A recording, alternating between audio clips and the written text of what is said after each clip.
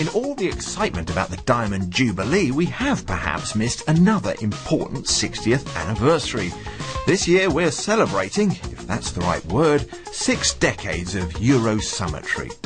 Much of it is unchanged, the endless negotiations, the briefings, the waiting. More negotiations, more briefings and more waiting. And for journalists, the sheer mental effort of trying to follow what on earth is going on. Still, at least this one's about something everyone can understand. It's about money, who pays and how much. David Cameron is clear that a rise in the EU's budget is totally unacceptable. No, I'm not happy at all. These are very important negotiations. Clearly, at a time when we're making difficult decisions at home over public spending, it would be quite wrong, it is quite wrong, for there to be proposals for this increased extra spending in the EU. So we're going to be negotiating very hard for a good deal for Britain's taxpayers and for Europe's taxpayers, and to keep the British rebate. Although some other EU countries like Germany and Netherlands, who are, like us, net contributors, support calls for a cut, others do not. It's a shame that for the British, Europe is primarily a single market. For me, for Belgium, Europe is more about solidarity and prosperity for all Europeans. So I will plead with somebody such as David Cameron for a more ambitious budget. Is this possible or not? We will see. But I hope that other countries, such as Italy and France, will support us in this ambitious budget. Morning. Start of a busy day or something? Today is taken up with individual meetings known in the EU jargon as confessionals, where each country, starting this morning with the UK, makes its case to the EU Commission and Council. One by one, the countries go in for their 15-minute budget pitch. So what do we know about the position so far? Well, the Commission initially proposed a €1,025 billion budget. The Council President, Herman Van Rompuy, yesterday amended this to €973 billion.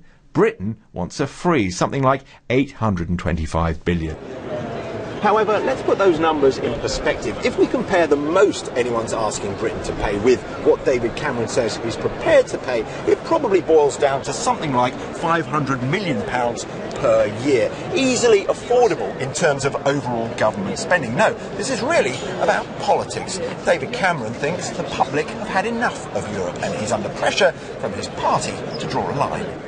Under the Council President's proposal, £309 billion would be spent on cohesion. That includes help for less developed regions of Europe. £65 billion would be spent on outside relations, including aid and help for countries that want to join. But the biggest single item in the proposed budget is for agriculture and fisheries. €364 billion, more than a third of the entire budget. In Britain, big beneficiaries of EU money are already wealthy landowners like Her Majesty the Queen, who, according to BBC research, has, over the last decade, received £7 million of EU money. EU spending is an easy political target. A report published today says that €150,000 was spent on a research project for the social relevance of coffee, €58,000 for a chili pepper festival, €196,000 for a nomad puppet academy. The EU budget is subject to a lot of waste. A huge chunk of the EU budget goes to landowners, for example, irrespective of what these landowners do with the land, even if they aren't engaged in any meaningful economic activity, they still get subsidies. It's the worst form of income support. Another huge chunk of the EU budget goes to recycling cash between some of the richer member states in what is known as regional funds or structure funds at a huge administrative and opportunity cost. So no, the EU budget is not good value for money. Part of the political positioning before a summit like this is to bang the table a little and threaten to use the veto. But David Cameron will know that if he does veto an EU budget deal, not only will it not turn off the tap of EU spending, actually Britain could end up paying more.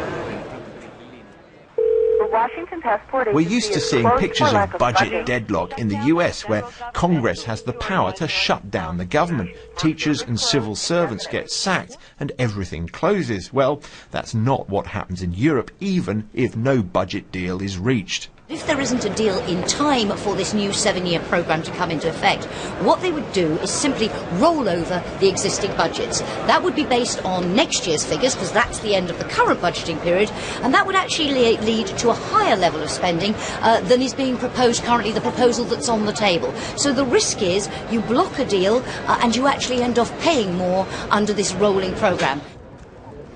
And in the meantime, we wait, like countless others have waited before, waiting for something to happen. Quite what, we don't know yet, but this can't go on forever, can it?